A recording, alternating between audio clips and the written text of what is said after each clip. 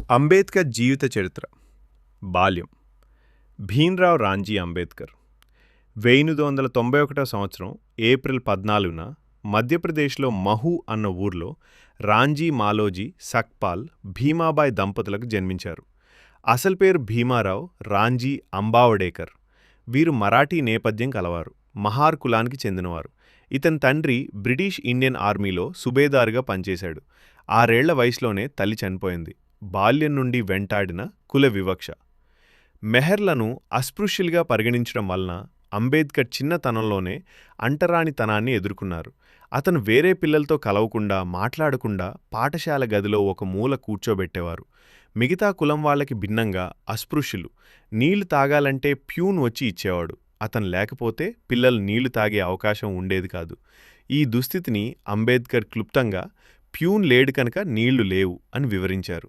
డబ్బులు చెల్లించే స్తోమత ఉన్నా సేవలు అందించేవాళ్లు ముందుకు రాకపోవటం వలన సోదరులే ఇంట్లో బట్టలు ఉతకడం, జుట్టు కత్తిరించుకోవటం చేసుకునేవారు.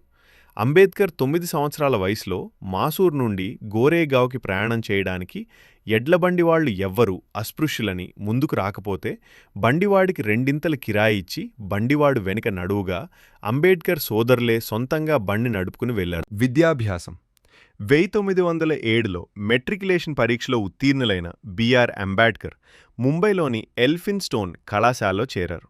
అది సాధించిన మొదటి నిమ్న కులానికి చెందిన వ్యక్తిగా గౌరవం పొందారు. బరోడా మహారాజు సయాజీరావు గాయకవాడిచ్చిన 25 రూపాయల విద్యార్థి వేతనంతో 1912లో బిఏ పరీక్షలో ఉత్తీర్ణులయ్యారు.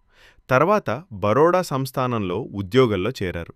ఉద్యోగం లభించినప్పటికీ పై చదువులు చదవాలన్న పట్టుదలతో అంబేద్కర్ ఉద్యోగంలో చేరలేదు.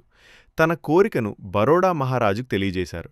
విదేశాల్లో చదువు పూర్తి చేసిన తర్వాత బరోడా సంస్థానంలో 10 సంవత్సరాలు పనిచేయాలనే షరతుపై 1913లో మహారాజు ఆర్థిక సహాయంతో అమెరికాలోని కొలంబియా విశ్వవిద్యాలయంలో చేరారు.